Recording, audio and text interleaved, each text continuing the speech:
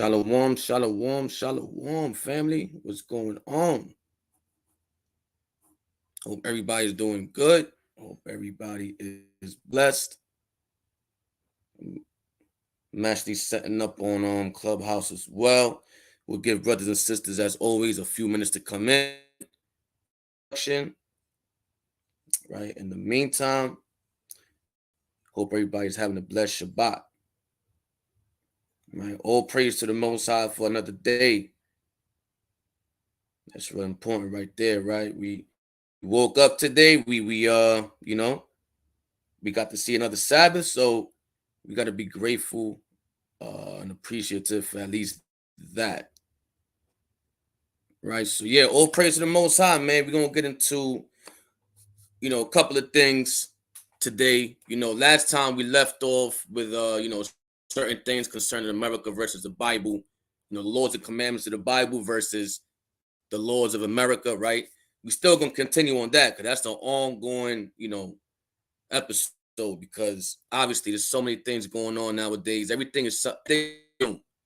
So every day is something to discuss, every day is something to break down and something to go over, right? And we have a little brief history on certain things of the Bible, right? Because one of the things that people argue is that many things have been added to the Bible, right? There's additions to the Bible, it's been altered, this and that. So we'll get a little bit into that today as well, just to kind of show brothers and sisters, especially those that's new, that's coming in, right? Coming into the truth. We can learn how to read the scriptures, right? We can learn how to read the scriptures, identify certain marks that would give us context, that would give us what the whole biblical narrative is about, right? When it comes to certain verses. We're going to get into all that, man. So I'm going to get into the introduction. For those on Clubhouse, if you want to follow the visual, it'll be on YouTube, and the link is pinned on top. So right after the introduction, we're going to get into the class, which will give, again, brothers and sisters more time to come in. In the meantime, let's get into it.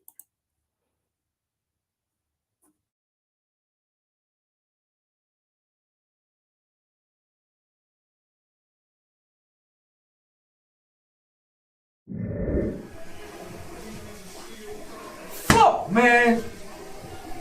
Yo, what's good? Man, all this work we done put in, they putting money over God. Shit. Don't worry about it, man. You're putting God over money. Come on.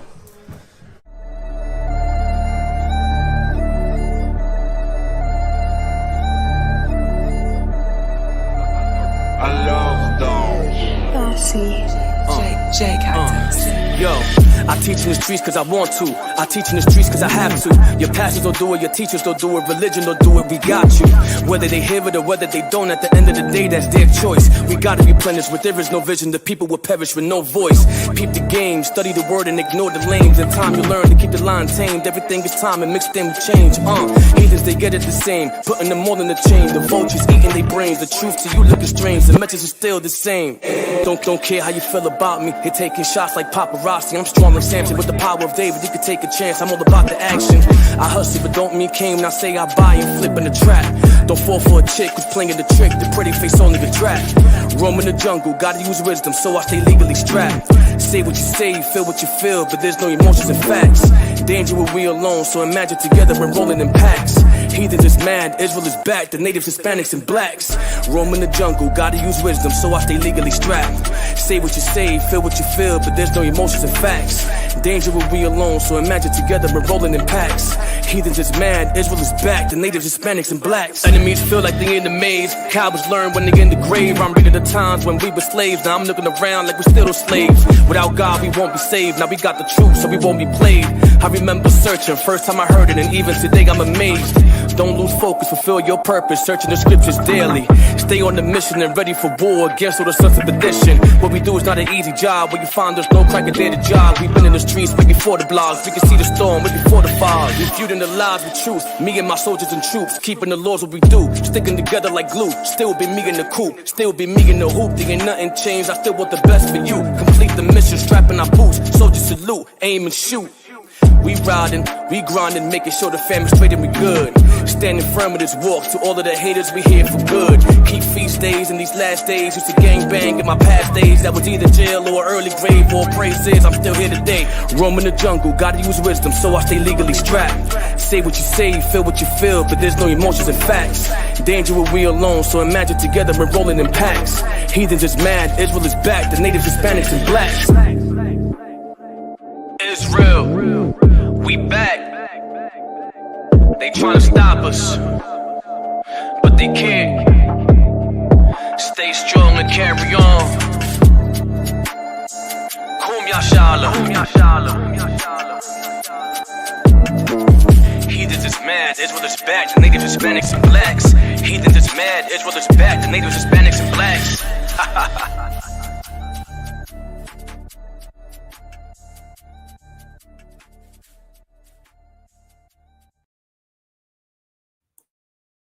That's right. That's right. Heathens is mad. Israel is back. The natives, Hispanics, and blacks. We here. We here. Right? Can't be moved. We can't be shaken. We staying strong in the faith. We know who we are. All praise to the Most High, man. So come. We gave brothers and sisters a chance to come in. We're gonna get into the class. So get your notes out, right? Get your pens, your pads, whatever you got, right? And we're gonna go into the class. Let me share my screen. All right, completely. All right. And we're here, family, right? So, again, the topic was anything Bible / America versus the Bible, part 6. So, we're going to get into a couple of things once again, right? A lot of it, when it comes to the scriptures, as we know, is understanding, is precept upon precept, line upon line, a little, there a little. It's also context, right? It's also context, knowing the multitude that's being spoken to, knowing the audience that's being spoken to. These things are crucially important because what happens is that a lot of people, they'll read the Bible and just read it off face value and not know who the audience is. Some scriptures, Christians read it, and they'll think that this is messages for us personally here, when that was just a conversation between the disciples and Christ. Right now, we know that the messages that he told the disciples we take on as well, but people omit the fact that that was an actual conversation between certain individuals, right? So that's how we have to read the Bible, putting the reality to it. You know, fast forward in 2023, about to be 2024. It's the same thing. Just back then, it was the Roman Empire. Right now, we in the American Empire, right? United States of America. So let's get into a little bit. Okay, so who are the Gentiles in the book of Matthew, chapter 6, verse 32? Now, this is a question that was posed by a brother. You know, shout out to the brother. And it's a good question, right? Because this may be something that people may read and say, well, you know, there's different types of Gentiles. What Gentile is this talking about? Okay. Now, if you haven't noticed something already, of course, we're going to go into right now, but just look at the screen, look at the highlighted verse 32, and there's something that should be taken off in your mind right now. Okay. So let's read it. Matthew, and we're going to start at 31. The book of Matthew, chapter 6, verse 31. Therefore, take no thought, saying, what shall we eat? Or what shall we drink? Or wherewithal shall we be clothed? Parentheses. For after all these things do the Gentiles seek. Close parentheses. For your heavenly Father knoweth that ye need of all these things. Now, I kind of gave you the answer already, but marinate on that real quick, right? I'm going to read verse 32 again. Parentheses. For after all these things do the Gentiles seek, close parentheses. Marinate that 2 seconds. If it click, it click. If it don't, we're going to go to the next slide anyway, right? Let's go to the next slide. So in case, brothers and sisters, if y'all didn't know, parentheses are not in the original text. Anytime you see a parenthesis in the scriptures, right, you see parentheses, brackets, italics, is trying to tell us something. But what's written in the bracket, in the parentheses, is not in the original manuscripts. It's not in the original text. Okay, so what were parentheses used for? Parentheses were used by the translators to add a thought that would help the reader make sense of the English language. Now, we have to also understand that this is important to do in many parts of the scriptures. Why? Because a lot of things in Hebrew are not found in the English language. So in order to make sense in the English language, certain words has to be placed as an addition to make the sentence make sense. Okay, and we'll get into a few examples later on. I'm just giving you the brief overview of how to analyze the scriptures that has parentheses, because it wasn't an original text, right? So once again, it was used by the translators to add a thought that would help the reader to make sense of the English language. Translators also use italics to point out the words that were added for the purpose of making the English translation of the original text make sense. Okay, so same things. It's certain words that had to be added to bring the English language home. And that's why a lot of times our people would get confused on the English language, because it doesn't hold the same force as the Hebrew. It can be open for many definitions that people want to insert while ignoring the context of the verses. So putting the right definition in its right context is what's most important. That's what we do as Israelites. That's what the Most High said, what? He revealeth his secrets unto the saints. Who are the saints? The children of Israel. So we are the ones who the secrets is revealed to. That's why the Most High put a spirit of understanding on the Israelites to be able to see these things and break it down. Understand what I'm saying? I'm gonna tell you something. A lot of so-called scholars, they might be misinterpreting or putting the wrong word in its context, right, where it don't fit. So it's up to us to study. So knowing this, right, knowing parentheses is not the original text, knowing parentheses is just a thought on top of a thought by the translator. Now we can go and say, you know what? Okay, I got to read this a little different then, right? Let's go on to the next slide. Let's go into this article a little bit, right, about the use of the parentheses. Okay, because it's important. It's important, especially to get understanding of the scriptures. Definitely important, right? The Bible says, be not ignorant and know some more, right? So we're going to get ahead and get this article real quick. And we're going to read some of it. All right. And we have to know this, brothers and sisters, because a lot of doctrines come from these things. I'm going to show you that later too. A lot of doctrines come from not knowing that certain things were not in the original text. Okay, so let's read this little, which is a whole article. You can go to the website, read the whole thing. We're going to read some key points though.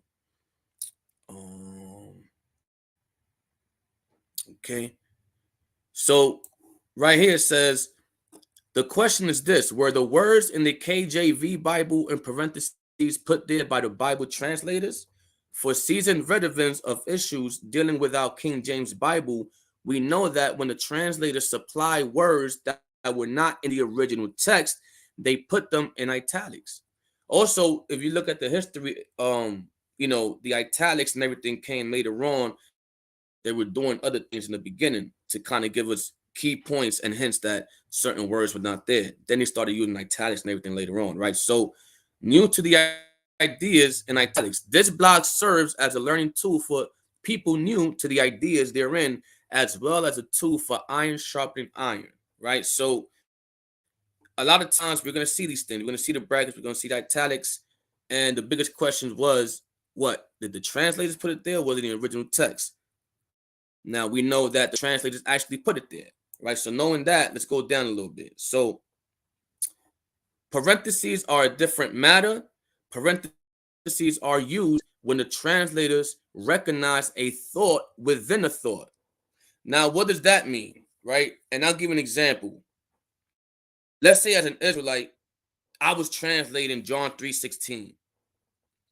And people didn't know that the world in John 3:16 is talking about Israel.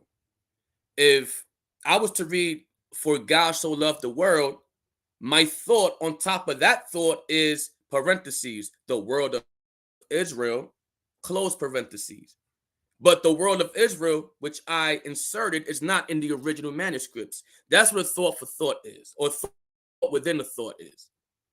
Okay, that example I just gave. So if I have a thought within that thought, right, within the thought of the verse, I'll add parentheses and then give my thought. That's how that works. Reading on, because English is an analytical language. The order in which a thought is expressed become very important. Sometimes when a thought becomes a bit too complex, parentheses can help the reader. Now, don't get it twisted. In some parts of the scriptures, we don't need it. The translators put it in there anyway. In certain parts of the scriptures, if you take out what's in parentheses and completely erase it, the scriptures and verses still make sense. But the translator decided to put a thought within the thought in parentheses, italics, or brackets. Okay?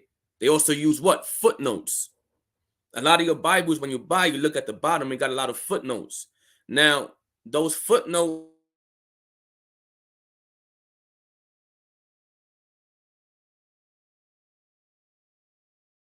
but you have to analyze that too, because footnotes can be wrong. Okay, that's important to know. Footnotes can be wrong. Yes, so-called scholars can get it wrong sometimes. Even certain understanding of certain doctrines, they can get it wrong, which is why it's up to us to study. So reading on.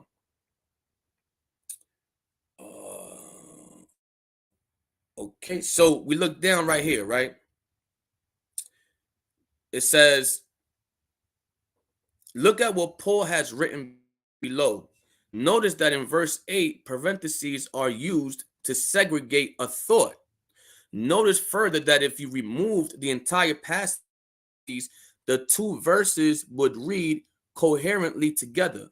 They would just be lacking information, right? Another thing you brothers and sisters got to know is that in Hebrew and even in Greek, right, there's certain words that is directly to the point. You can say one word and the person will understand that you're saying a couple of things within that one word. In English, it don't work the same. In English, you have to put in every single word in order to make the sentence make sense. In Hebrew, it don't work that way, right? So reading on, it says, parentheses are important in keeping the flow of understanding as God wants it understood. Now, of course, we don't, we take everything with a grain of salt. Some things were not necessary, just wasn't, to be honest. Okay, so let's read this right here, Romans 3:7, right? For if the truth of God hath more abounded through my lie unto his glory, why yet am I also judged as a sinner? Romans 3:8, and not rather, parenthesis, right, as we be slanderously reported, and as some affirm that we say, close parentheses. So that part in the parenthesis is not in the original Greek text. The translator added that as a thought within a thought. You see that? I hope you're understanding. So if you take what's in parentheses out, it just says, for if the truth of God have more abounded through my lie unto his glory, why yet am I also judged as a sinner?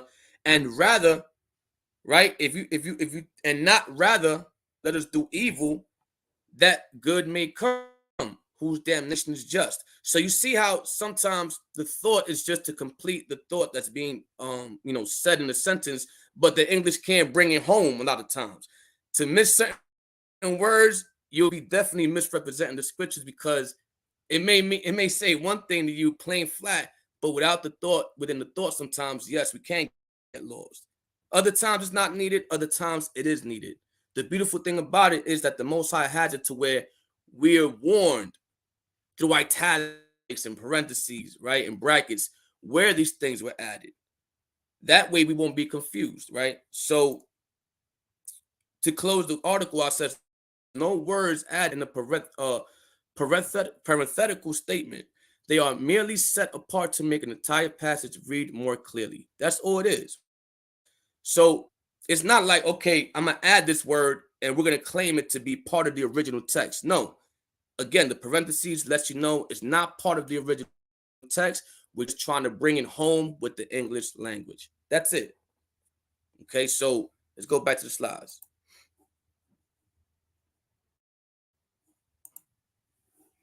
So let's go into other scriptures briefly, just to give an example of what that would look like. So when you look at Luke chapter 3, verse 23, it says, and Yahushua Jesus himself began to be about 30 years of age, being, now it says what? Parentheses, as was supposed, close parenthesis, the son of Joseph. Now this verse right here is where a lot of Christians and even non-Christians that just believe in the virgin birth overall, this is where they get tripped up, because they take these words in parentheses, as was supposed, to say, oh, supposedly Christ was the son of Joseph, but he really wasn't, because it was supposed that he was, but he wasn't, because he came from virgin birth, right? But when you add the history in context and say, hold up, but those words in parentheses were not there in the original verse. Now it makes a big difference. Now you got to rewind and say, well, I can't say he was supposed to be the son of Joseph, because that verse was not originally there. Those words in those brackets or in those parentheses were not originally in that verse. See that? So people make whole doctrines based off words in parentheses, but this is just a thought within a thought by the translators.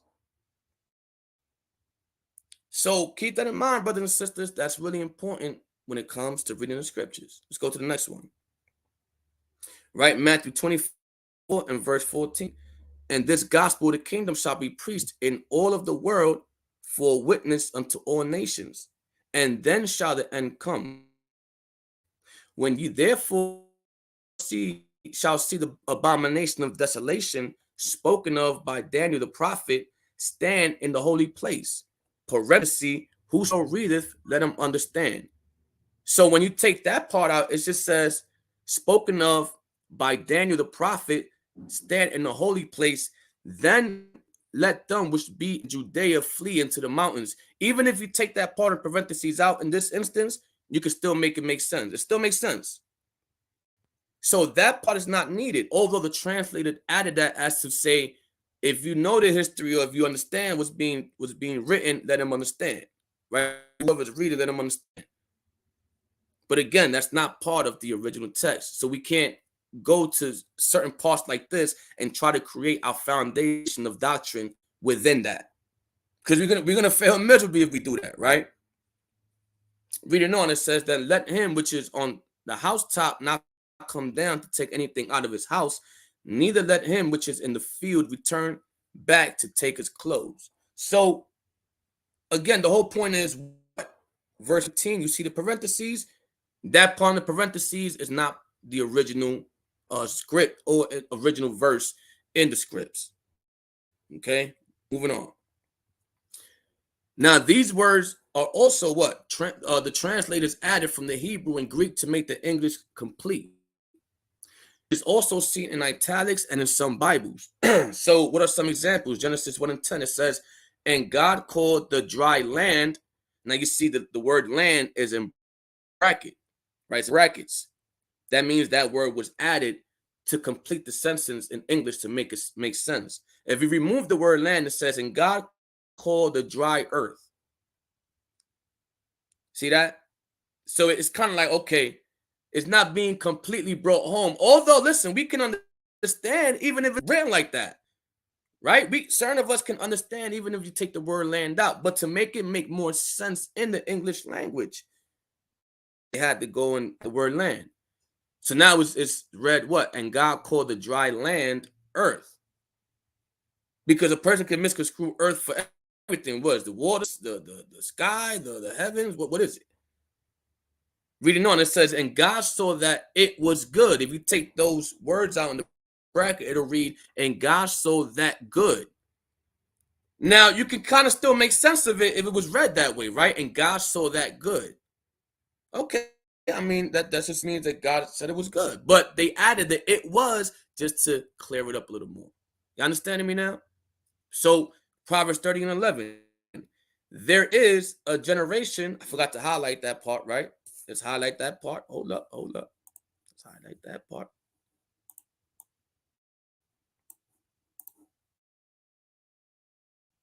Right? So there you see brackets. There is a generation that curseth their father and do not their mother. You take those words in the bracket out, it says a generation curseth their father and do not bless their mother. That also makes sense if you just read it as is without the words in the brackets. But y'all see how it would make even a little more sense, it'd be a little more clearer, these words being added. See that? Romans 6 and 5. For if we have been planted together in the likeness of his death, we shall also bracket in the likeness of his image of his resurrection. Slakia.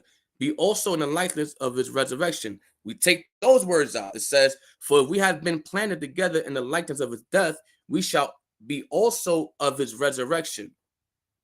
And again, that can make sense too without those words in those brackets. So you see what they use in brackets.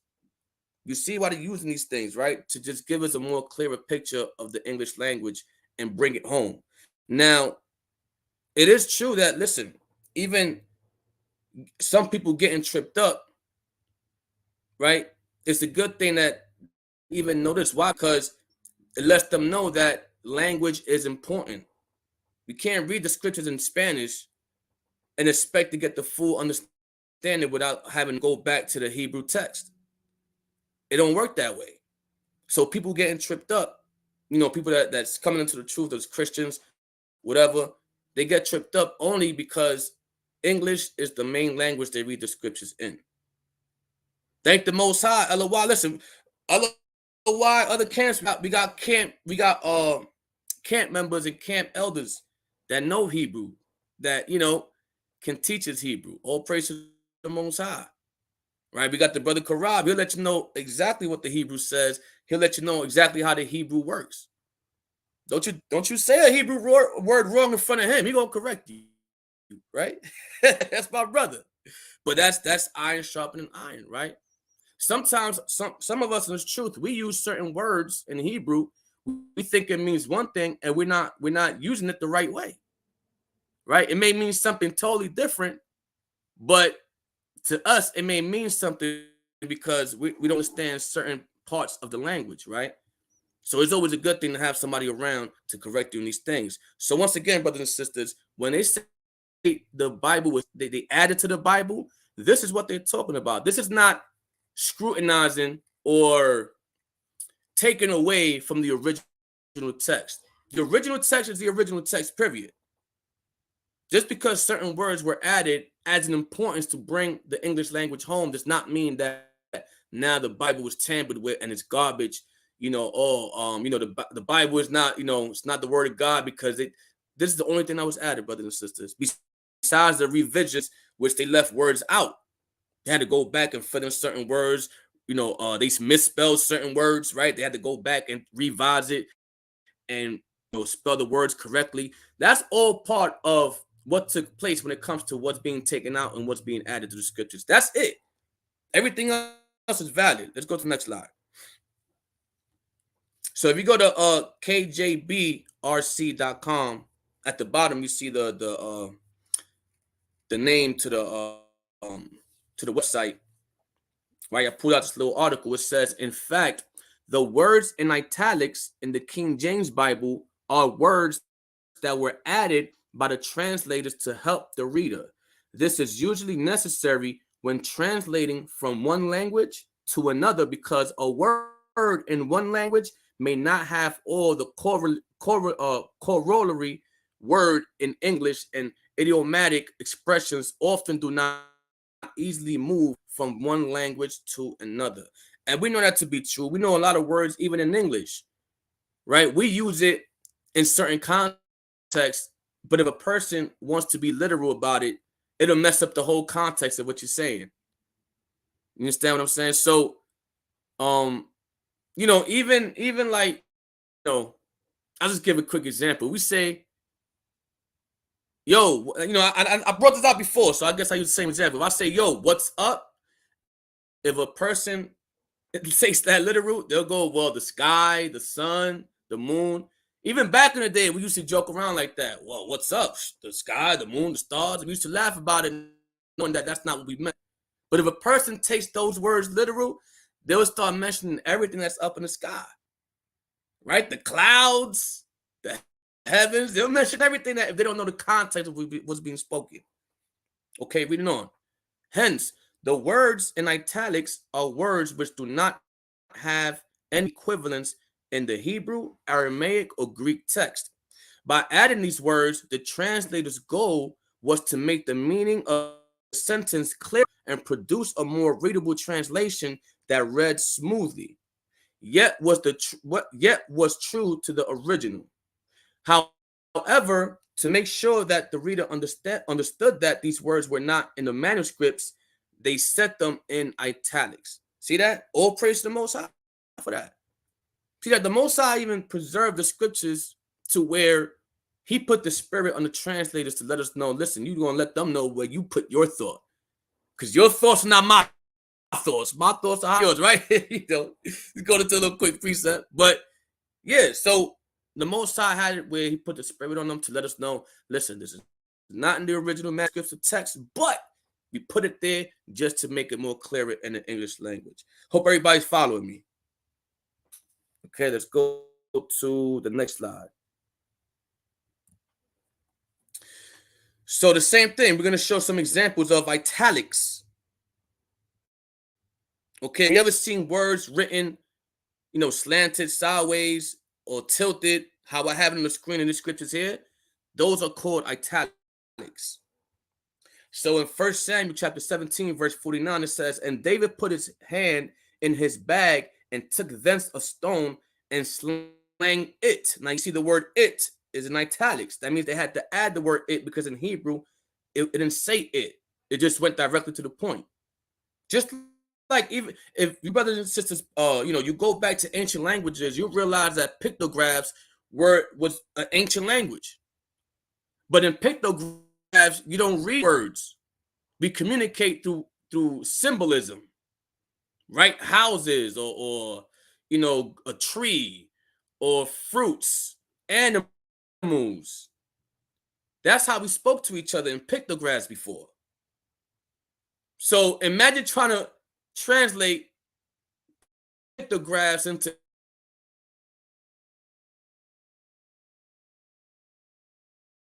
you can imagine a thought, a frame that the translator had when he had the task.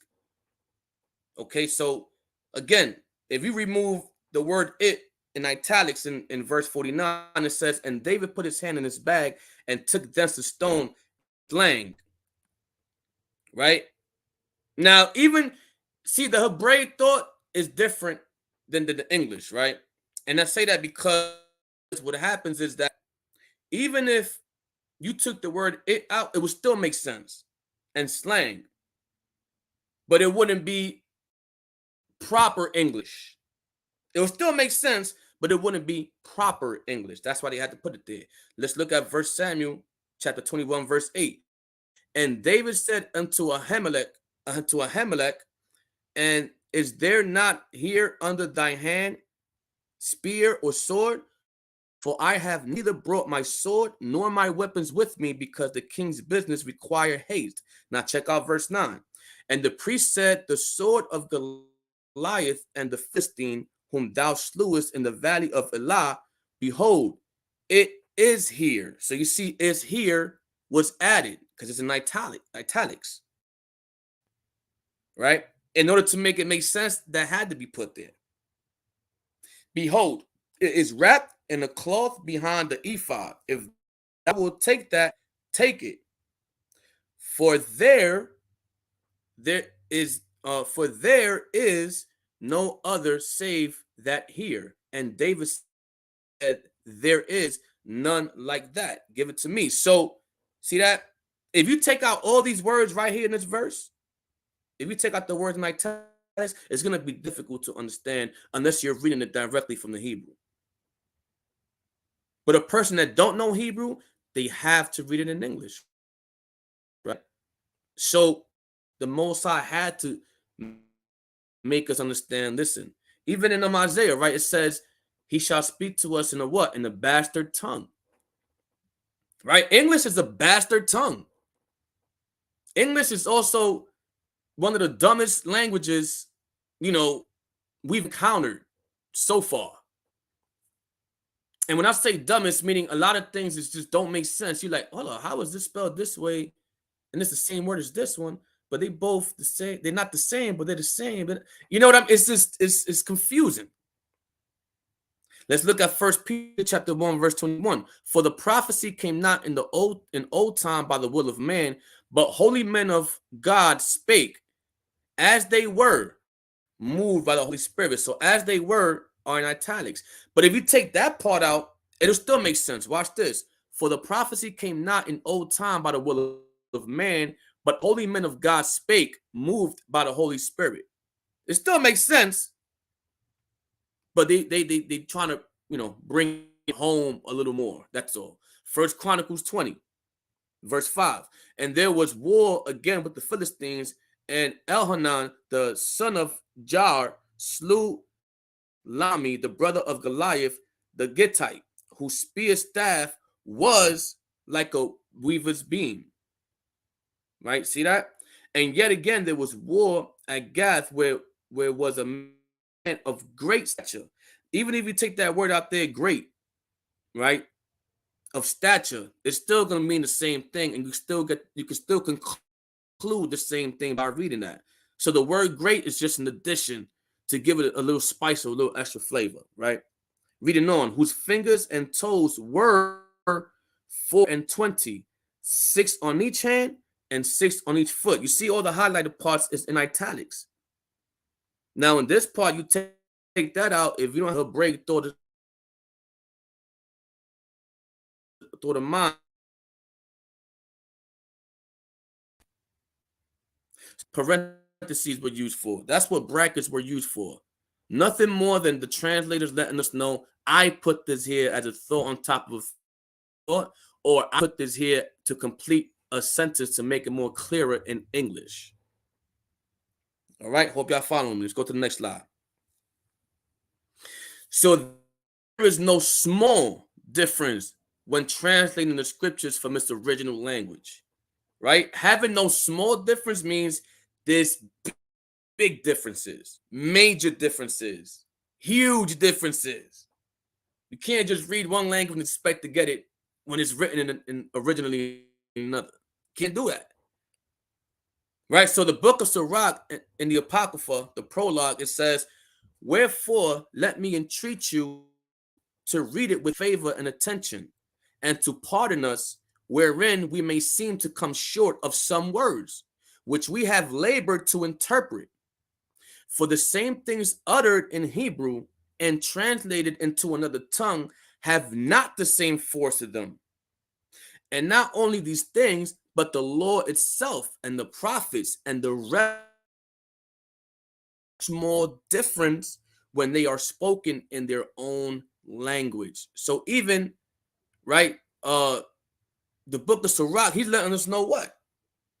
Even when he took, right, from his grandfather the wisdom and translated it into Greek, because at this point in time, we were under Greek captivity,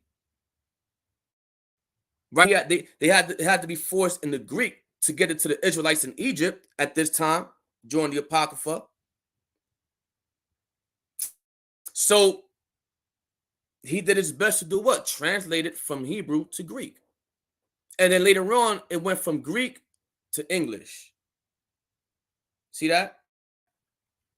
So he's letting us know it's not the same thing. He's gonna he tried his best to translate it, because obviously at this point, when we was in Greek captivity in Egypt at this time. Oops, what did I do? Hold up.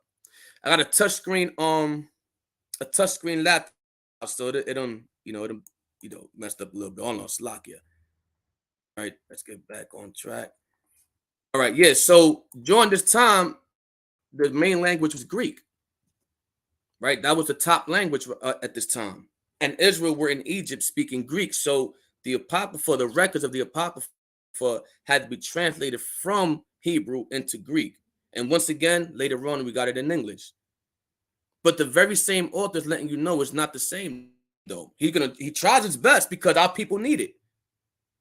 Our people need the word, right? Just like now, even in King James time, right? The Roman Catholic Church during King James, rulership, the Catholic Church did not want the Bible to be translated. They wanted to keep the public in the dark. They wanted to keep the public with misunderstanding. Now, King James was beefing with the Roman Catholic Church. So in response, he was like, nah, we're going to translate this. My enemy telling us not to do something, that means I'm going to do it, right? Because if they're telling me not to do something, it's obvious for their own benefit. But I'm going to do it anyway, right? He was beefing with them at that time. So the Roman Catholic Church, they didn't want that. That's why they went after King James, right? They went after him. They went after his son because the Roman Catholic Church was against. And translating the Bible was one of them. Okay, so reading on, it says, for in the 8th and 30th year coming into Egypt, right, when Euergetes was king and continuing there some time, I found a book of no small learning. Therefore, I thought it most necessary for me to bestow some diligence and travail to interpret it, using great watchfulness and skill in that space to bring the book to an end and set it forth for them also, which in a strange country are willing to learn, being prepared before in manners to live after the law. All wisdom cometh from the Lord and is with him forever. See that? So his grandfather passed this wisdom down, and he took it in and said, what? I'm going to get it and translate it and give it to the people because this book is of no small learning. See that? And even when you read the Apocrypha, it's full of what? Wisdom, gems, right? Advice, right? The Apocrypha is one of the books I go to, of course the scriptures got it too. The Apocrypha just has some verses that I may refer to and say, you know what? Let me read these scriptures for this topic or for that topic, for meditation or for history, whatever, right? The Apocrypha has advice for everyday life, right? And it's real good wisdom. So reading the Apocrypha, you will understand why it has no small learning, right? Why it's good.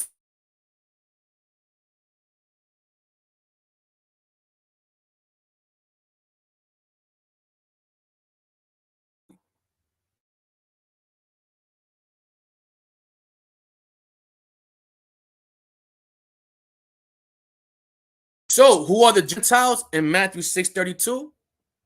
That line in parentheses is not in the original text and was added by the translators. By default, you don't even got to worry about that part for understanding.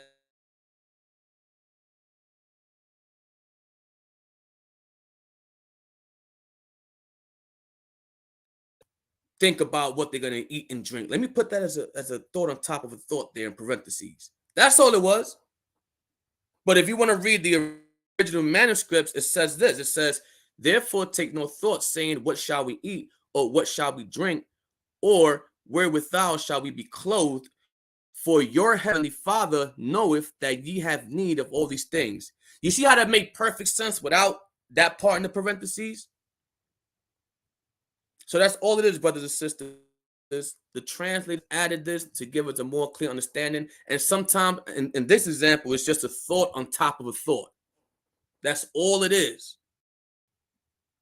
See that? Let's go on to the next slide. You know what? I'm missing something. There was one. Matter of fact, let me go back, right? I want to show y'all something. This is why people get confused with Paul. People get so confused with Paul because they're reading what's in the brackets or in parentheses, not knowing that whole verse is just the translators putting their own thought on top of the thought, right? This article has is this article have the example? Should have the example. Let me see.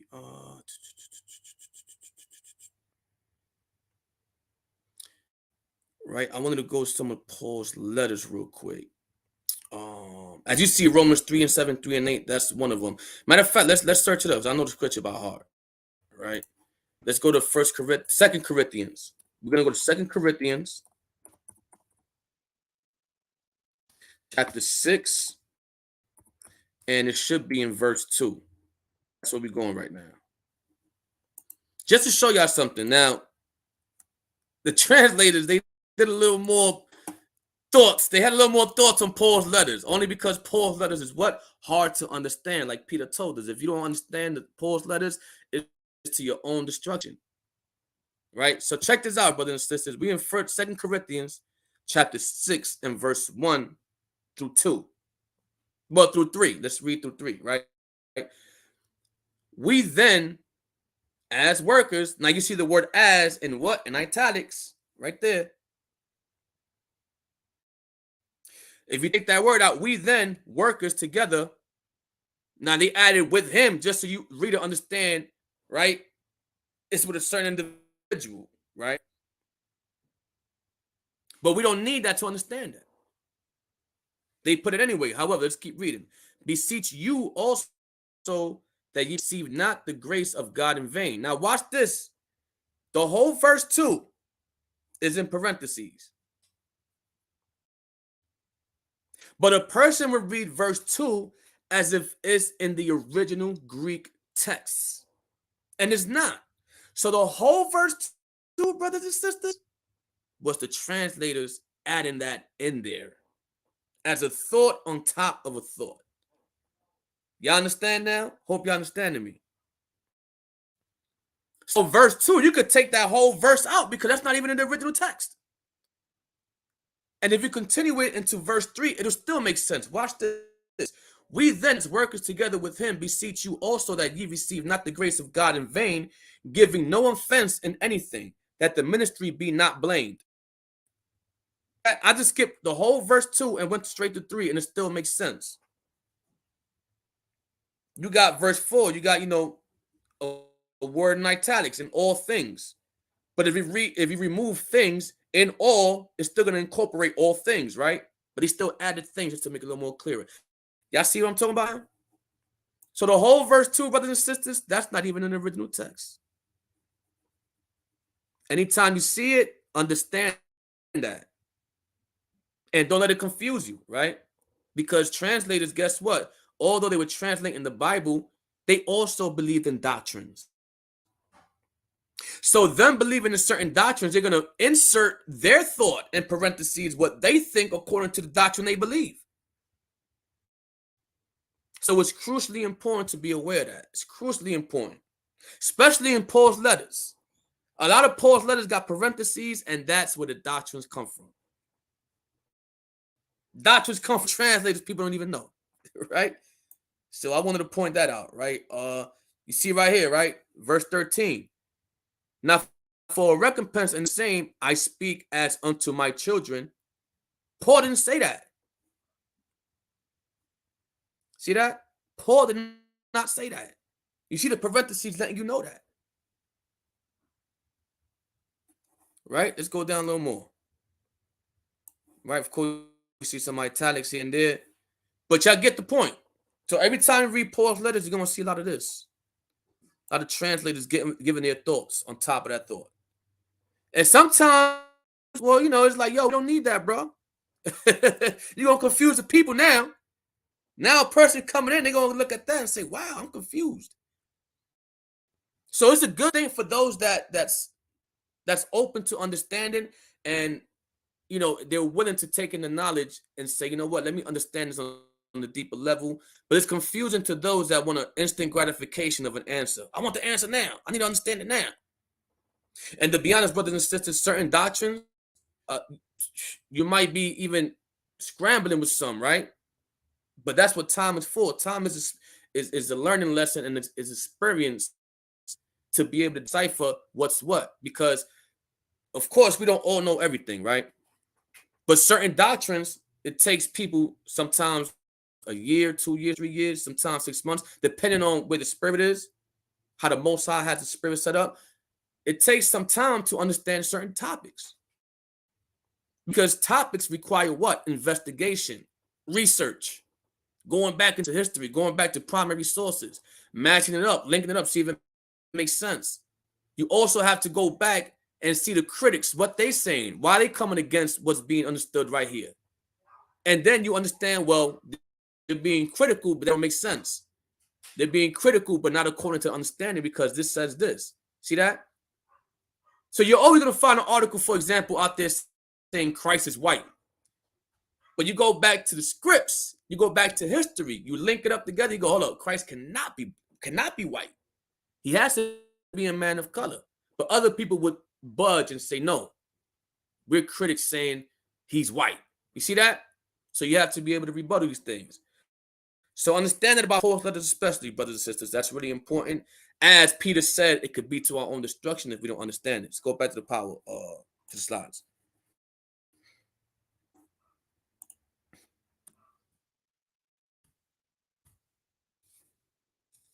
Okay, so now we understand what Matthew 6:32 is talking about. If the brothers listen, I hope you understand now, brother. If you have any more questions, hit me in the text. You already know what it is. If we need more extensive details, I could do that next class. Okay. So the last time we did America versus the Bible, we left off in same-sex marriage. You know, same-sex marriage is legalized now, what they're teaching our kids in school, so on and so forth. So we're going to continue with that for a little bit.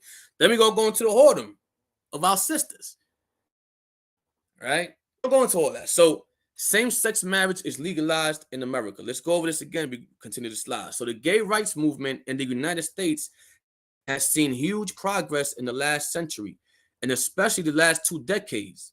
Laws prohibiting homosexual activity have been struck down. So remember last week we was talking about, or last class, we was talking about how there was one point in time where homosexuality was considered a mental illness. Now don't get it twisted, it's a mental illness. It still is a mental illness. Y'all seen what T.D. Jakes, right, was doing?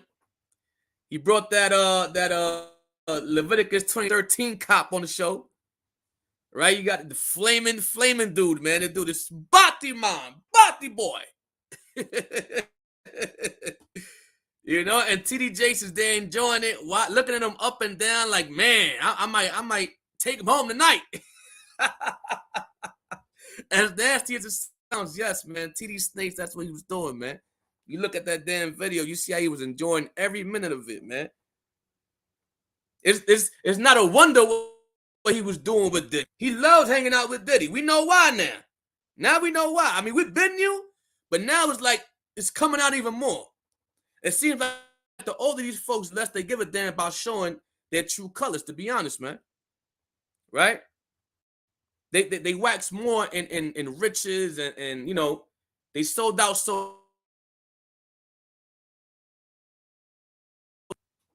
So we see TD Jakes obviously believe that's not a mental issue no more, right? But according to the Most High, it's still a mental illness, okay? So reading on, it says, laws prohibiting homosexual activity has been struck down. Lesbian, gay, bisexual, and transgender individuals can now serve openly in the military. Now, I'm going to tell you something. You know, back in the days, even during the Greek times, right? One of Esau's tactics to go to war was to go to war naked, right?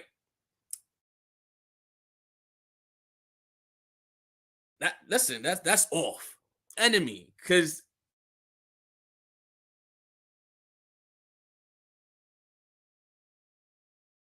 whole bunch of stuff filling on you, like, oh, hold up, man, what's going on? That's uncomfortability for a man, right? For a real man. You be like, what the hell? But it's no wonder the United States is allowing gays and lesbians into the military now, because it's always been the spirit. Back since Greek times, since Roman times, it's always been their spirit, right? And A lot of homosexual acts happens in the military too. These dudes aren't around women. Right? They're doing what they gotta do. They on duty or whatever most of the time. They got, even if they sleeping, they gotta call, they gotta get up. They're not around women, so guess what happens? They turn to their friends. They start, making gay jokes and playing, gay playful manners and all this and all that, and eventually leads to the actual act.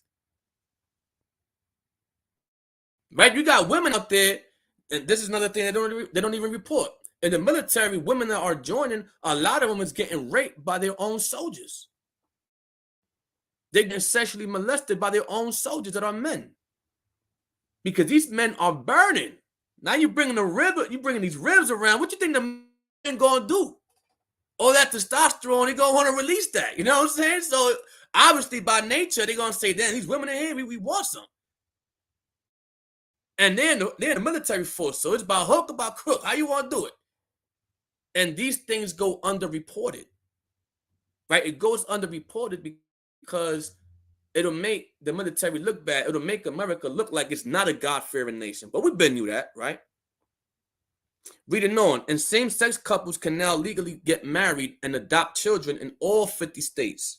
But it has been a long and bumpy road for gay rights proponents who are still advocating for employment, housing, and transgender rights. An act that the Most High God is against. Okay? I don't know who in their right mind frame, especially men, who in their right mind frame would want to go down this road. But it's always a backstory to it, right? A lot of times our people, they go down that road because they were molested, so it's like a continuing cycle. They were molested, they think maybe that's the right thing, or hey, listen, there's nothing wrong with that. So they start doing the same thing themselves. See, that it all stems from that generational curse that the Most High said would be for the children of Israel. Our parents, right? Our great-grandparents, they weren't keeping the laws of the Most High. A lot of our parents, they teach, hey, listen, there's nothing wrong with it. It don't got nothing to do with us, right? And that teaching continues on to the younger generation. And that younger generation takes it to their generation. So it's an ongoing cycle because our parents and great-grandparents had taught us as a nation, as a whole, the wrong things, okay? So let's go on to the next slide. So their actions show why it's a mental illness and a sin. I have not really, and by observation, I haven't seen any moral, homosexuals or lesbians. To them, anything goes. Any fetish you have or they have, they're going to complete it. They're going to go through with it. Doesn't matter. These dudes, they be having damn chains, ropes, whips, handcuffs, damn sex rooms, and it's crazy. Like you can't even imagine these fetishes that they have, man. Right? Some of them, some of those women in that side, they like to get snuffed and hit and you know what I mean, like elbowed and body slammed. You know what I'm saying? It's crazy. So when you read the statistics, I think I brought this out last time too. When you read statistics, most people that get molested, come to find out, the statistics show that most molesters are homosexuals. Why do you think homosexual couples, they always adopting children? They're molding them to become what they want them to be. That's all it is. So the book of Isaiah chapter 3 verse 9 says, the show of their countenance do witness against them, and they declare this sin as Sodom, and they hide it not. These dudes ain't hiding it no more, man. You got every day rappers come. I forgot this little something. He came out recently and came out in a video dressed as a woman, as a transformation, and he just popped out of nowhere with it. You know what I mean? A lot of these rappers is doing that now. I'm not even surprised who comes out of day no more, to be honest with you. Back in the day, we didn't really have that problem, right? Back in the day, it was just baggy clothes, women, chains, cars, money, right? Now it's women and men, orgies and all, it's all types of stuff at a bigger level. It's always been like that, but now it's at a bigger level.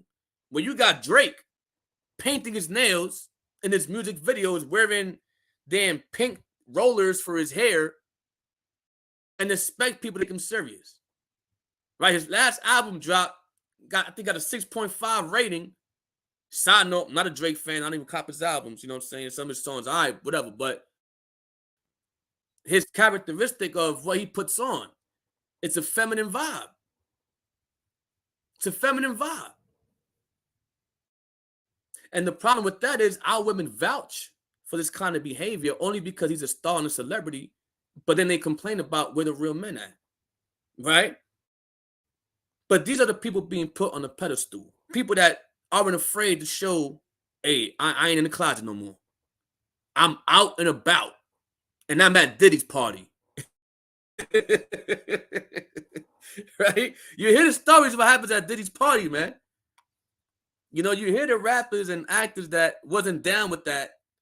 They'll give you testimonies, man. You go into, you search up testimonies, they'll let you know, listen, I ain't never going to a Diddy party. I've been there once, never again. Right? What 50 Cent said, he tried to take me shopping. Right? Justin Bieber, he done molded Justin Bieber. So it's all going into this topic. It's all going into scriptures where the Most High said they're not going to hide it no more. Reading on. Woe unto their soul, for they have rewarded evil unto themselves. See that? So there's a whole bunch of stuff going on too. Even we talking on Diddy, right? You seen the recent case he had against him. Cassie sued him because he was doing a whole bunch of stuff, using her and having her have sex with everybody in the room and all that stuff, man. What Diddy did? He's like, yo, here's 35, man. Leave me alone. Here's 35 million, man. Leave me alone. Right? Because they don't want to be exposed on that.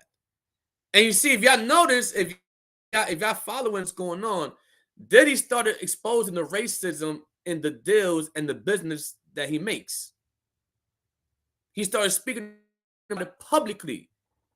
Don't think that they're coming for him for no reason.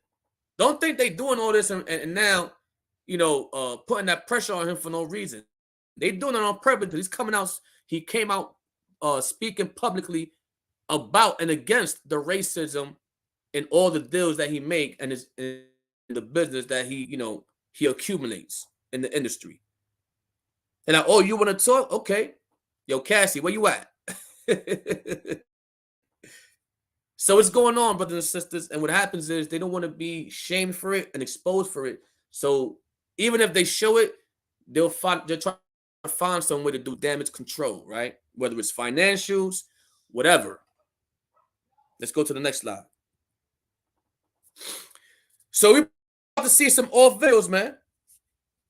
Right? These kind of videos, brothers and sisters, they piss me off. But, at the end of the day, we know this is prophecy, right? So it is what it is. So we're going to see some of the things. We're going to see some of the actions of these people, right? Let's go to this first video here. Already off the bat, I didn't play the video, but you see what's going on. You see Jake, man. Right? Let's play this video. Did you know that daddy's trans? See that? He's telling his kid, that daddy is trans. And by the delayed response, you can maybe project that the kid is spiritually in shock. Like, what? Like, what? So daddy is a trans, and this is what he's teaching his child right now. All right, let's keep playing it. Did you know that daddy's trans? Do you care? Yeah. You do? How much? A lot? Did you know that daddy has a vagina? Oh my goodness. Yeah. See that? Did you know that daddy has a vagina? Brothers and sisters, is this normal, man? Because these are the people going to your schools teaching your children too. These are the people that's molding our children's mind into thinking that these kind of acts are okay. We're paying our tax dollars for this to be taught to our children in school. Right, let's keep on playing it. Yes. Okay. Good talk. See that? So he's teaching his daughter that he's daddy, he's trans, and he has a vagina. Do you see the traumatizing things that children go through that sometimes we don't even know their story? Whether, you know, they have a story or not, we know in the eyes of the Most High, it's still sin, it's still all, but understanding the root is important. These are the people poisoning the children's minds and shoving it in their face and forcing to accept it. They're molding them. See that? Let's go to the next video. Anybody can do drag. Drag is for anybody and everybody who wants to put on a fun costume and get up on stage and entertain people. Everybody should try drag at least once. See that? Everybody should try drag at least once. This drag, I'm trying to be nice with the words, you know what I'm saying? I would normally drop the FAGGOT, but hey, you know, I'll keep it calm, right? But so this drag, okay, telling the kids, everybody should try this once. What do you think that message is telling the children? Maybe we should try it once. You know, it's interesting. Children are curious. Their mind is like a sponge when they're growing up, so they're gonna take everything in and digest it. A lot of times digest it the wrong way to the point where they might believe, you know what, we should be doing trans. All of us should try it one time. Let's keep playing it. It's really fun. Even kids? Yeah, there's actually quite a See that? Oh my goodness. Even kids, yeah. It's pretty fun. Now, those homosexuals that adopt children, this is exactly how they mold them. They make them think it's fun. They get rewarded with lollipops and toys and all this kid stuff if they commit the actions that are told to them. Oh, you let me touch your private part. Here's a candy. I love it. Yeah, you see, it's fun. That's how they do, man. Let's keep playing it. few kids that are starting to do drag. Do dogs do drag? Do dogs do drag? I mean, they can. You can dress a dog up in a dress. You see how stupid they sound? The child was smart enough to even ask, right? An intelligent question. Can dogs do that? And the drag being stupid, right? In the mouth of babes, you hear the truth, right? The drag being stupid. Oh, yeah, dogs can try it too. Like, dog is actually thinking about being a trans. Like, a dog is actually thinking about, hey, I want my owner to give me a sex change. I want to cut off my private part as a dog. Roof, roof. See how stupid that sounds? Right? Let's keep on. And take them on stage with you. And this. Yes. How come? Do I look scary? Hell yeah, you do. You see that? Even the kids admit, do I look scary? You damn right. Adam's apple, deep ass voice, wig, looking like a woman, trying to look like a woman, but you sound like this. Damn right he's gonna be scared or nervous. Deep down inside, they know that stuff is nasty, man. They know that. No. I'm a drag queen. Think I can see your beard. I see. You can See that?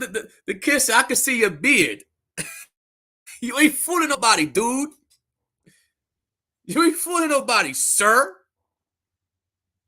Right, like that video is going around. Remember that homosexual? He went in the store and the guy kept calling him sir. And he said, "It's ma'am. It's ma'am." The child can see the beard, dude. You know what I'm saying? Children are not as stupid as we think, man. When I say we, I'm just talking about people or people like that. They're not as stupid as these people think. Right? Let's keep playing and we go to the next slide. This is disgusting. anybody can. Yeah, let's go to the next slide. It's disgusting, man. Any. But, you know, there's more stuff. Every day there's a new video. That's why even next class, there's going to be more videos that I bring out. Because every day is something new. Every day is something new. So kids are being forced into accepting this lifestyle and influenced to engage in it. Let's play these videos real quick. Gay baby. It's a gay baby. Gay baby. Gay, gay, gay. Please be gay. Oh. Okay. Be what you want to be, but be gay. Okay? See that? Now this is real child abuse right here. That's a damn baby. You're telling your baby who don't even understand the language you're speaking to be gay, be what you want to be, but be gay. You're enforcing that on the child's mind. As a baby.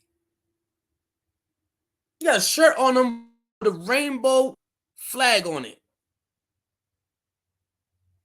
This is our people, y'all. This is our people. But yet and still, this is not considered child abuse here in America. In the eyes of the Most High, if the laws and commandments are in effect, the priests would demand, yo, somebody go get that chick, man. Go get that chick. We're going to have to do something about this. And biblical times is over. Now we have Yahushua. She wanted to repent, she could repent. But this is disgusting. This is the kind of things that go on in this world, brothers and sisters. And it's a shame that it also, our people have to indulge in this kind of stuff. Right? No pressure. No pressure, but pressure. See that? No pressure, but pressure. That's their mentality. That's their thoughts. Gay baby. Right, you finish that? Yup. Let's go to the next one. Yeah, we got videos for days, brothers and sisters. Look at how ridiculous this is.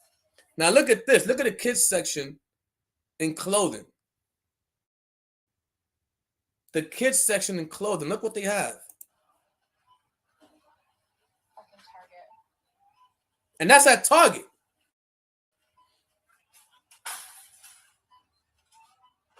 I don't know if y'all seen that shirt. I'll put it back a little bit. Look at that shirt. Trans people will always exist. This is the type of clothing they want our children to wear.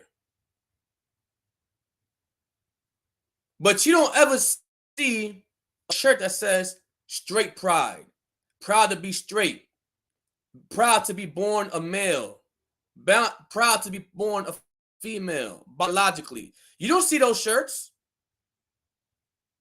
And if you do see those kind of shirts, what they'll label it is hate. You see, oh, that's hate. You're trying to exclude and discriminate against the trans community because you're saying straight pride. That's their thoughts. Their thoughts are so, for lack of better words, stupid. Having a conversation with these people sometimes doesn't even make sense. Fucking Target.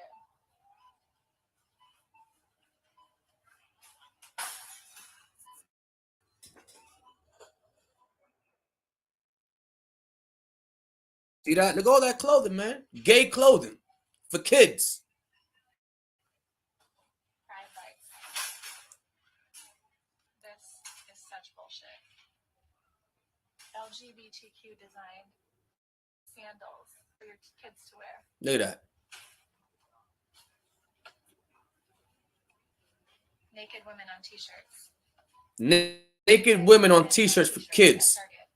Oh, and this might be a trans naked man on a t-shirt. Look at the pronouns. You seen that, right? They. Because they're also saying now there's 12 different genders. How the hell do you get 12 different genders from only 2? Where they do that at? Brothers, sisters, it's time to homeschool your children, man. A lot of times, listen, this is the truth. This is the harsh, honest truth, right?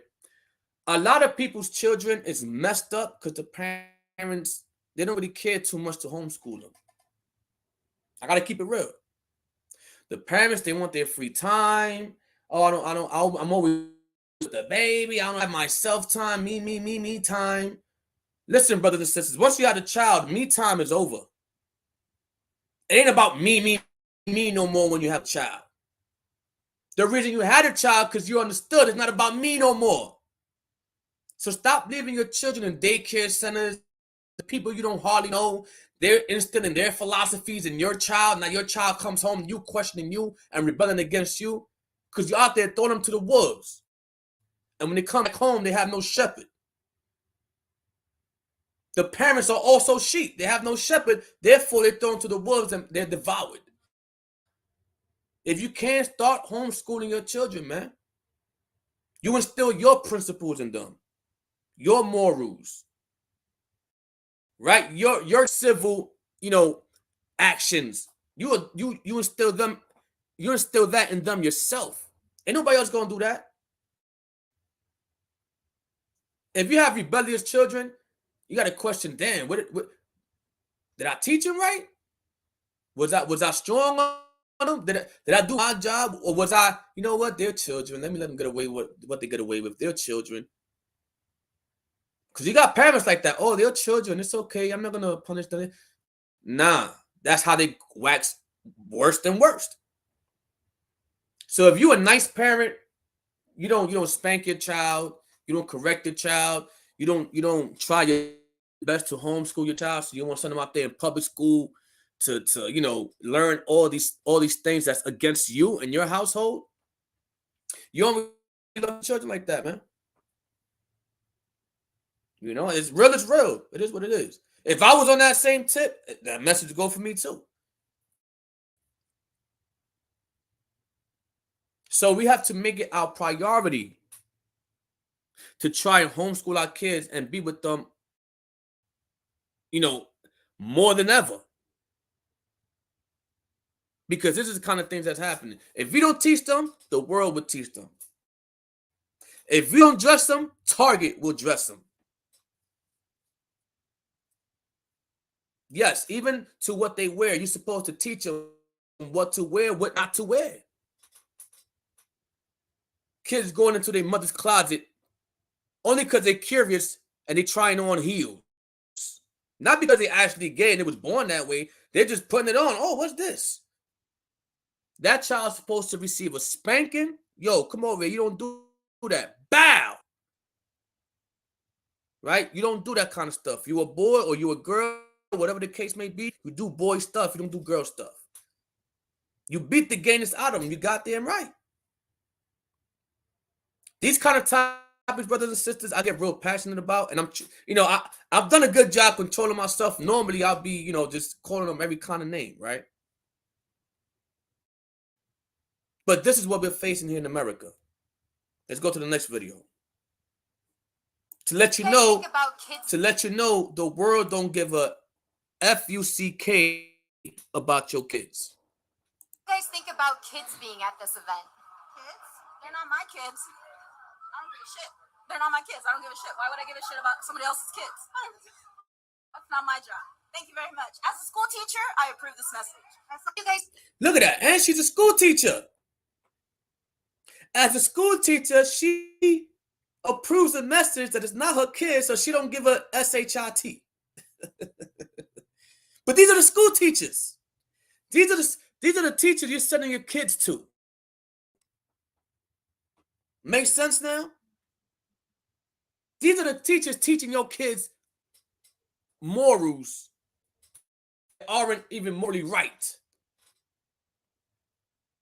See that? Let's play that again real quick. What do you guys think about kids being at this event? Kids? They're not my kids. So watch this. What's crazy is, if I was a better man, we could go to that same female right there. And we'll go, okay, well, listen, these kids over here are being taught that homosexuals and lesbians are wrong. And that's not a lifestyle to live. And God is against it. It's a sin. And you will get judged for it. If we told her that, oh, no, how can you be teaching the kids that? That's discrimination. You can't be teaching them that. No. Now, all of a sudden, they care about the kids because we're not teaching them, because we're teaching them contrary to what they believe. See that? They only care about the kids if it's to mold them or to force them to accept that trans stuff, that gay stuff. Other than that, they don't give a damn about your kids, man. Take it one more time. You guys think about kids being at this event? Kids? They're not my kids. I don't give a shit. They're not my kids. I don't give a shit. Why would I give a shit about somebody else's kids? That's not my job. Thank you very much. As a school teacher, I approve this message. You guys So if I'm against homosexuality, if I'm on the streets teaching, if I'm walking around with a straight pride shirt, you shouldn't give a damn neither. But she would give a damn if it's something discriminating against her beliefs. She will give a damn. That's the reason why she's even at that event. Because they want to have a quote-unquote voice to be heard. Nobody give a damn about you, man. Well, I'm sorry, the American government gives a damn about you, right? They give a damn about giving you them. These Edomites, that's what they are. So you see the importance, brothers and sisters, of homeschooling your kids and not trying to detach yourself from them while they're young. Let me leave them over here in daycare. Let me go party, do whatever. That's over with. Do what you got to do. Now, of course, you need some new time, but don't make it where now you got to go pay a babysitter that ain't in line with your belief. Because your babysitter could be teaching them anything. Your babysitter could be your child. I'm not saying that's the case in all cases or anything like that, but it's happened. To the point where cameras have to be installed in order to prove that case. Because nobody will believe the child. Right, let's go to the next slide. you guys think So let's look at this. Your father walks in to pick up his son from school, and the school has his son dressed in a skirt. This is what happens when Democrats take over the classroom. Kudos to this father for standing up to this nonsense. Let that be the first and last time I see you do that, please. Take that off. Oh, here, I'll go get the one. Take it up, take it up. And you guys never ever let my son put a dress on, ever. Ever. You understand me? Ever. Like, ever. No worries. You can't do that. First time and last time. Yeah, first time and last time. Ever. See that? That's what they're doing behind parents' backs, y'all. That's what they're doing behind parents' backs. How was that kid being dressed up in a skirt before the father found out? That's the good question right there. See that? I'm pretty sure that's not the first time. The father just happened to run up on him and find him like that. But this is what's happening. Me as a parent, I'm sorry, man. Listen. That dude was way calmer than what I would be. I think I'll probably get arrested that day because somebody gonna get snuffed. Somebody gonna get slapped. It's all good. Bail me out later. Somebody getting slapped. Who put this shit on my son? You getting slapped. You know what I'm saying? People's different, but you get the wrong one, yeah, they gonna go there. They gonna go there. Let's go to the next video.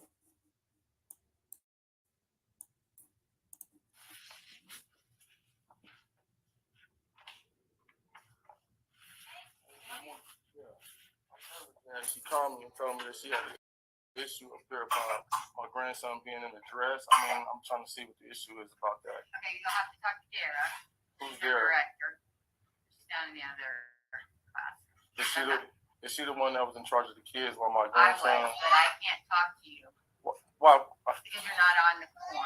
We'll have to get Dara up here and she will let you. I mean, talk to you about it. I mean, first of all, I'm coming down here because we don't do that. The transgender and all. We don't do that gay we don't shit. do that. Slacker, y'all. And I don't appreciate you encouraging him to put on no dress for the second day too. I don't appreciate that. And don't think this is going away. I'm going further with this. Okay, go down and talk No, to I'm not Dara. done talking to you. I'm letting you know the next time that you put any kid in a dress, we're gonna make you go viral. Okay, you need to go talk to my director. Is it? I, as a teacher. No, I mean, you know I got an issue with you about that. I'm not playing with you. I'm sorry that you feel that way. Yeah, I'm sorry that you feel that way. But you should have call me before you make a decision to put my grandson in a dress. Okay, you can speak to her. No, I'm speaking to you. Please do not talk to me in that tone with my children. I wouldn't be up here if you wouldn't put my grandson in no dress. The nerve of this chick. Don't talk to me in that tone while the children are here. You ain't had no problem putting that child in the damn skirt. And then when you try to solve the issue calmly, they'll tell you, oh, go to the director, because the director is on the same page with the teacher. They're just sending you to different people to try to calm you down, but they're going to give you the same answers. And the problem is the parents have no power in speaking up. Because even if they speak up, they're the villain. Oh, you bugging out. Oh, no, you're taking it too far. They act like it's not even your child. They act like that's their child. Nah, bro. You know what I'm saying? Like, real talk. We go into 2024, 2025, 2030, 2040. Lord willing, Yahweh shall come back before that. But as time goes on, it's going to get worse. It's get worse. Let's finish the video. Well, do what you got to do. No, I'm taking it up with you. Please lower your voice. You're in a class. I'm taking it up with you. Well, you shouldn't have put my grandson in no dress. He's two. This ain't over with, all right? Right? Let's go to the next video, because they're also putting out gay textbooks in our children's school. They're putting out gay books, sexual books, with real descriptive details on sexual acts with the same gender. Right? Let's look at what this kid said. And this, brothers and sisters, I'll be honest, the other nations, they train their child in whatever they have to train. Even if it's to accept it, they'll train them to max to have them accept it. If they're against it, they're going to train them to the max to go against it. Our people should take notes and say, you know what? Let's start enforcing what we believe is right. We know the scriptures is right, so we're going to enforce the laws of the Bible. And that's going to be our foundation in this house. That way your children grow strong. The Bible says in Proverbs 22:6, what? You correct your children and they'll grow up with that. They'll keep the way that you tell them. I'm paraphrasing, but that's what it's getting into. Right? Let's play this video. I asked if we should take our clothes off, and he's saying yes before. So this is a book that the kid is reading, and this is a book that was in his library in the kids section. I asked if we should take our clothes off, and he's saying yes before I finish my sentence. He's pulling off my t-shirt, laughing when I can't undo his shirt buttons. He's undoing my belt. I'm reaching into his bedside drawer for a condom. You can see where this is going. But this reminds me so much of the first time we had sex. We were both terrified. Now this book was at my middle school, and it was on a stand. When I had it, the librarian asked if I wanted more and if I wanted a graphic novel. So the librarian asked the child if he wanted a more graphic version of the stuff he was already reading. That is effing disgusting, bro. See that? Even in the libraries, our kids aren't safe. Even in their libraries, we have that influence going on, being pushed to our children and our young generation. See that? It's crazy. Now, next class, I don't think I'm gonna have time this class, but next class, I'm gonna bring out even more videos of more books that are more descriptive, more vivid, X-rated, that they're giving to children. This shit already pisses off. But some people need a little more, more fire for the wood to burn a little more. You know what I'm saying? So this was going on, brothers and sisters. Now it's up to us to really think about this, man. Brothers, if you can, if you have children, you got a wife at home, do your best, right, to just be the full provider of the household. What do I mean by that? What do you mean, McGunn? Try your best in life while you're keeping the laws and commandments, while you're teaching out of camp. Try your best in life to elevate financially to the best of your ability, to the highest that you can, bro. Because what does that mean? Your wife gets to stay at home with the kids, teaching them what they're supposed to be taught, and she don't have to go to work so she could rest in her motherhood and take care of the household. You know what I'm saying? But when the mother got to go to work, the father got to go to work, now the children, you have no choice but to put your child in the daycare or in school. So brothers, please, I'm telling you, you care about your children, you care about your family, try your best to try and elevate to a point where you go to your wife, listen, hey, babe, listen, I got this down pat, I did my thing, I reached my goals, you ain't got to work no more. I want you to stay home, take care of the kids, take care of the household. I don't want my kids in these schools no more. I don't want my kids learning from these people no more. You're going to teach them, this is the curriculum, this is the task. Here, you take it, you teach the kids. I'm out at work, I go make the bread, you stay here with the children, we good. See how that works? See how much easier it is? And this is a side note, right? And this is why I tell brothers, we got to stop being lazy, man. We got to stop being lazy, because at the end of the day, when we're in poverty, it brings more problems. When we're in financial situations, it brings more problems. Yes, it's about love and all that, but guess what? Part of being a man and everything is providing for the household, man. Back in the days, it wasn't no job. We had to go hunt. Right? We had to go hunt, bring that meat back to the woman and say, listen, you cook that, you season that, whatever. I'm bringing some more meat. I'm bringing some more food. I'm going to go do some more hunting. That's how it goes. That's our nature. Why do you think the gender roles nowadays are so messed up? We're not playing what we're supposed to be doing. We're not playing our position. Right? The women got to be forced in the masculine spirit. The men, sometimes they don't want to step up and be men. You know what I'm saying? It's a whole different, it's a whole different game right now, where brothers, you got to be on your game, man. You got to be on point. Right? All that time, and this, it goes to who it goes to. You know what I'm saying? If it don't apply, let it fly, obviously, right? If you're at home watching Netflix after work and you're not working on your craft, you're not working on something to elevate yourself financially, to make sure you and your family are in a better position, bro, you lazy, man. Lazy, bro. Real talk. So, brothers, please, let's get our game up so this kind of stuff won't happen. And we the leaders, man. We take control of the situation. So us leading the right way means I'm going to do my best as a man and make sure my kids is at home with the moms. None of this BS is going to go on with my children. Okay, let's go to the next slide. This is what happens when... So we must teach our children what's right and wrong when they are young and look into homeschooling. Proverbs 22:6. Train up a child in the way he should go, and when he is old, he will not depart from it. How can you train up a child when you're leaving it up to the school system? How can a child not depart from what you're teaching them, but you going to a daycare and they're instilling their philosophies on it? And guess what? By default, these daycares, by law, they have no choice but to teach acceptance for everything. Because if they teach against anything like homosexuality, that's discrimination. Oh, we gotta expel your kid now because we gotta fire the teachers now because they're teaching against the curriculum and gay rights, all that stuff, man. It makes it hard for us if we can't put our kids in a position, but they don't have to go through that, right?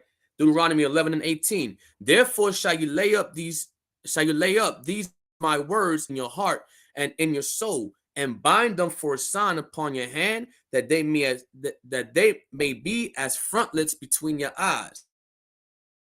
And ye shall teach them to your children, speaking of them when thou sittest down in thine house, and when thou walkest by the way, when thou liest down, and when thou risest up. In other words, you want to constantly keep pouring wisdom, knowledge, and understanding into your kid. I don't care if it's a small situation. The kid fell and tripped. All right, get up. What you learn? You gotta watch before you step, right? You gotta watch out where you going. You fell, get back up. Next time, watch out. Right? Even if it's small stuff like that. Now you instilling that discipline in your child. You know what? I gotta watch out now. Oh, daddy told me to watch out, so next time I do, I'm gonna watch out. You see that small stuff like that? That's how you teach your children. Okay, you give them trick questions sometimes.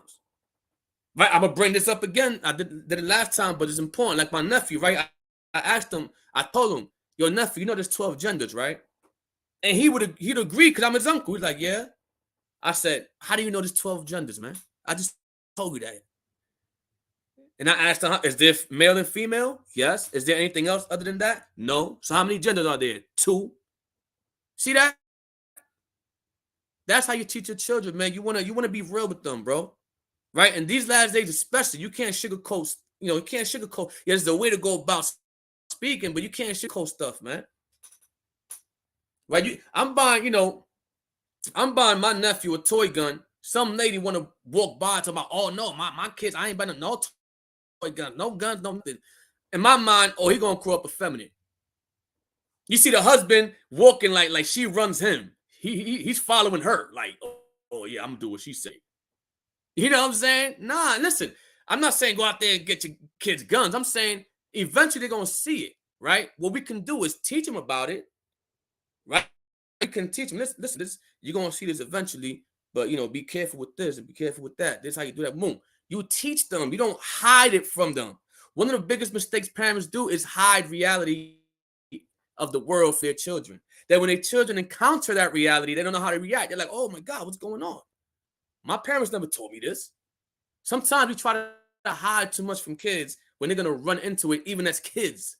The best thing we could do is train up that child in the way he should go. He's going to see it regardless. Ecclesiastes 30:3. He that teacheth his son grieveth the enemy, and before his friends he shall rejoice of him. If you have a child, you go around your friends, and your friends look at your child and go, damn, this kid is smart, man. Your child acting more mature than his age. Your child is actually showing that he has senses, that he has morals, discipline, that he's being taught the right things at home. Right? The father will rejoice out of that, man. The parents will rejoice. Because that's a kid to be proud of. Well, that's my kid right there. That's my son. Everybody's speaking good of my son. But imagine you had a son or daughter, whatever, just going around cursing people out, and they child. So they're like, how the hell you even know that bad word? Or, quote unquote curse word, you know what I'm saying? And they express it in a way where it's hatred, right? The kids, listen, there's some bad kids out here, man. Some bad kids out here, bro. Sometimes if they wasn't kids and they talk the same way as grown people, you'd be like, man, I'm put you on the, you know what I mean? I'm gonna lay you out, man. But they're children, but guess who's teaching them? The parents. So it all goes back to what the kid is learning at home, right? Let's go to the next slide. Okay, Ecclesiastes chapter 6, verse 18. My son, gather instruction from thy youth up, so shalt thou find wisdom to thine old age. So you're supposed to take your children. A lot of times we wasn't fortunate enough to be taught certain things, right? Because listen, to be honest with you, a lot of our parents and grandparents, they was left in the dark by the system, even with the technology stuff, right? It's more like, the system or the government and politicians, they're making it harder for our older generation to be able to survive on purpose. So our job is to teach our children what we were never taught. Our job is to teach our children the things we do learn. Right? We apply it, we teach it to our children, and they go and do the same thing in their lives. So we're supposed to gather instruction from our youth up so that we can pass that forward to the youth after. See that? So wisdom and instruction is the main thing that we should, be gathering for our children. Okay, let's go to the next slide. So the Bible tells us there are to be no whores of the women of our nation, right?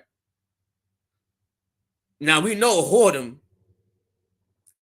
is one of the biggest things our women is into. Why? Because it's not checked, right? They can make money off of it. Women nowadays can sexualize themselves, make money off sexualizing themselves, and that's not a problem. They look at it as normal. Because that's what society has been raising up to think, right? Oh, don't worry about it. Do your thing, girl. You do what you want, girl. It's your body, your choice. Right? They ain't paying your bills, girl. You do what you want. Go ahead and twerk it. Move that thing. Back that thing up. Whatever. You know how it is, Nud. Right? Now, Deuteronomy 23:17 says, there shall be no whore of the daughters of Israel, nor a sodomite of the sons of Israel. Thou shalt not bring the hire of a whore, nor the price of a dog into the house of the Lord thy God for any vow, for even both these are abomination unto the Lord thy God. So that's a commandment, right? Nowadays, you know, it is what it is, right? Because our women naturally they want to look beautiful, but looking beautiful does not mean I can't wait for the summer to put on this skirt that goes way past up my knees, right? Above the knees that could show the shape of my private part, right? That's attention seeking. At that point, it's attention seeking. It's whorish acts. You out having a summer, hot girl summer. We know what that's about. So at this point, it's not even to look pretty. It's to look pretty and get the attention from starving dudes, right? That you won't even give a chance to. A lot of times, what's crazy is our women, they want attention from dudes that they don't even want. Right? It's just the attention. They get fulfilled by the attention. Oh, I'm getting attention, so I'm good. Imagine no man at all giving you attention while dressed like that. You see what I'm saying? You'll be like, I changed, man. Nobody give me attention. I feel lonely and depressed because I don't have no attention. And that's why it's up to us men to also have discipline, right? And not really go out there and kind of teach them that that's the way.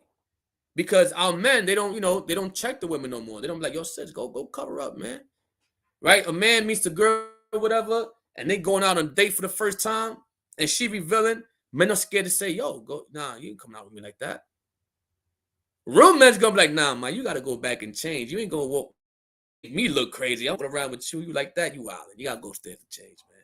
And if she says no, brothers, you know what that means. Ditch her, man. She ain't the one for you. If she go not how you want it to have, right? How you want it to be, what the scripture says, cut her off my flesh. That's it. But at this point, it was just the first day. You know what? That's not for me, right? But again, this society teaches us. Cardi B is an example of what women should be. Megan Thee Stallion is an example of what women should be, right? You got this new female artist now, Sexy Red. To be honest with you, I don't know what's sexy. Like, well, everybody got their type, right? But the wrong name for her, if you ask me, right? And these chicks are nasty, y'all. Fam, these chicks are nasty, man. I'll give you an honest fact. These kind of women, the only kind of dudes that would wife these women up is suckers. I don't care how much money you got. I don't care what. If you a sucker, you're going to wife up one of these women. You're going to have children by these type of women. You got to understand, dudes that celebrities and rappers, they date these women and fall in love with them because back before money, they wasn't getting no action. They didn't know how to talk. I'm saying that the money has got them really in a position to get all these women. But to be honest with you, before that, you could tell these dudes was just suckers. Right, let's go to the next slide. So let's read some of the lyrics. Now, some of the lyrics too graphic, so I might, remix certain words, but y'all see the lyrics on the screen. Now, I might not have time to cover all the artists, and there's going to be more artists added to the slides. There's a whole bunch of songs now that's coming out as nasty, right? But let's take this example, this female artist named Sexy Red. A lot of y'all know who she is. Hey, a lot of y'all sisters on the low kind of like her music. Oh, that joint go hard. But let's read the lyrics. Let's go into the lyrics, right? So, Sexy Red lyrics. I don't know the name of the song. Out of Town. But let's read something that says, I'm out of town, thugging with my rounds. My coochie pink, my booty hole brown. What the? Yo, off the back, man. What's going on here? What is going on, right? I'm looking for the hoes. Quit playing, nigga. Come suck up BITCH toes. Pound Town just left Pound Town. Love my nigga. He just took a BITCH down. Yeah, that nigga DICK is a BITCH down, right? Yeah, that nigga, we won't. You see how it's just to even repeat these things, bro. It's vexing. Like, damn. You know what I'm saying? Just reading it, it's like, are you serious? Like, what is wrong with you? How is this promoted? How is this? And guess what? She made these songs and she got a deal off the back. The music industry said, oh, we could use her. Stupid, young. She's a whore. She promotes what we want the lifestyle to be, whorish. Hey, she's sexy. The name of Big Sexy. Hey, whatever. Sexy Red, whatever. Let's bring her in the industry. I think some dude, I forgot who it was, got pregnant or something. After reading these lyrics, nigga, you nasty, dog. You nasty, bro. A lot of dudes don't mind having women like these dudes. It's nasty. Y'all dudes is thirsty. Like, that's what he would. You got a chick like that, bro. You a thirsty dude. That's what you are, man. And I'm saying it the nice way.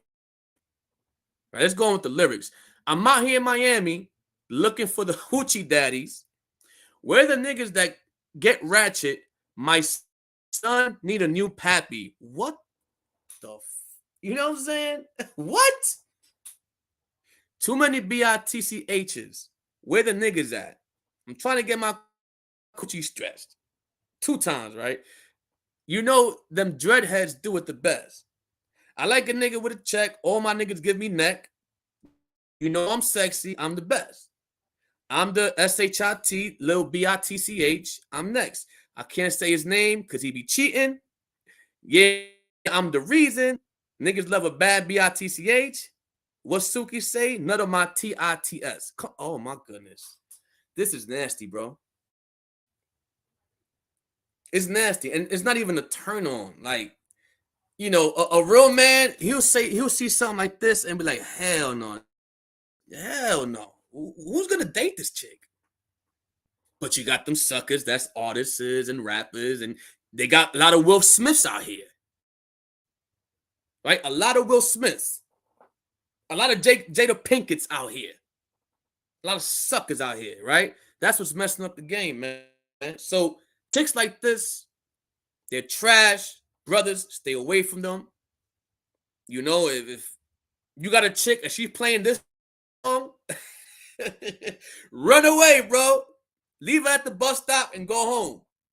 Drop her off at Pound Town and you go home. You know what I'm saying? Drop her off and leave. That's it.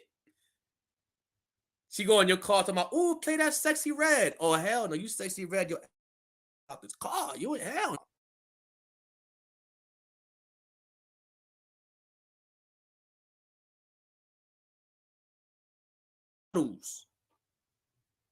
Oh, I want to be like Sexy Red. You go to YouTube and you type in something like, I seen the video maybe about a week ago. You type in something like, you know, who do females think are role models? And these are the kind of chicks that females in the world is naming. That's why you see the big long nails with the eyelashes and the whorish acts. Right? These chicks can say anything out their mouths, and to them it's just, oh, it's not that bad. Right? Do I have time for another one? Nah. All right, we'll stop here, y'all. We'll stop here, but you see where we're going, right? Next class is going to be even more. It's going to be even more graphic. Just because reality should be taught and we should be seeing reality for what it is. And these are the things that should vex our spirit and should motivate us to lean towards the Most High more. Right? All these things that vexes us and we see the Most High said it's going to vex us. Right? Ezekiel 9:4, all those that sigh and cry for the abomination done thereof. These are the people that, you know, are in their right mind frame, like, damn, this world is messed up. We need Yahushua to come back. Right?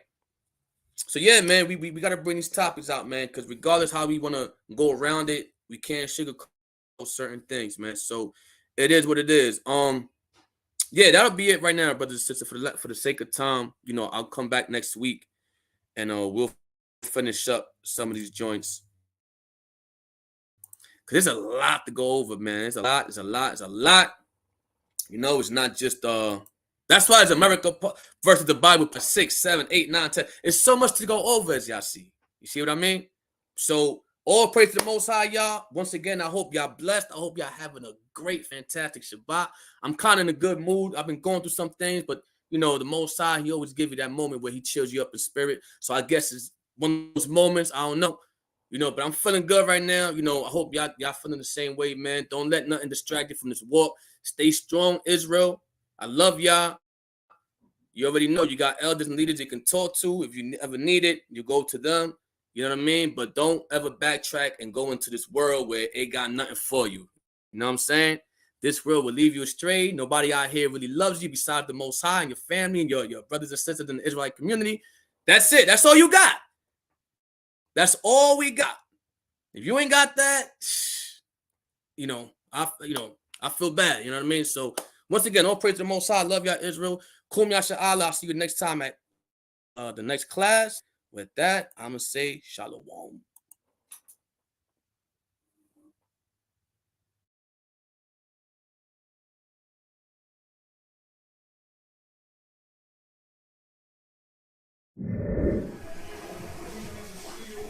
Fuck, man. Yo, what's good? Man, all this work we done put in, they putting money over God. Shit. Don't worry about it, man. You're putting God over money. Come on.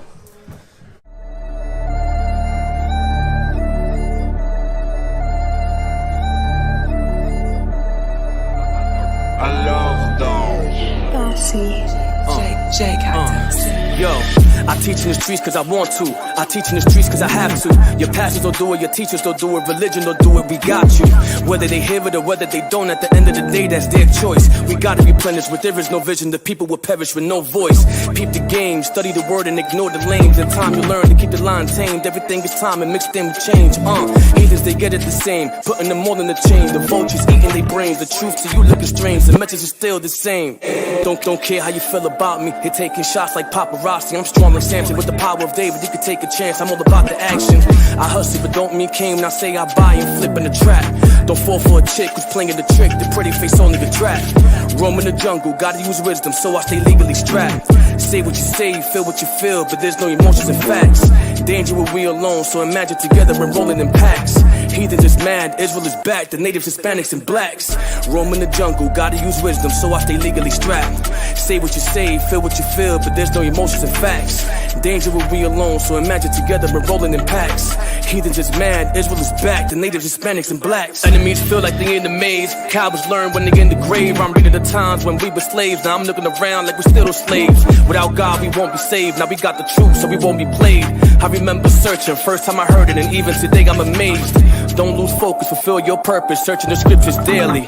Stay on the mission and ready for war against all the sons of perdition. What we do is not an easy job, where you find there's no cracker there to jog. We've been in the streets way before the blogs, we can see the storm way before the fog. We feuding the lies with truth, me and my soldiers and troops, keeping the laws what we do, sticking together like glue. Still be me in the coop, still be me in the hoop. There ain't nothing changed, I still want the best for you. Complete the mission, strapping our boots, soldiers salute, aim and shoot.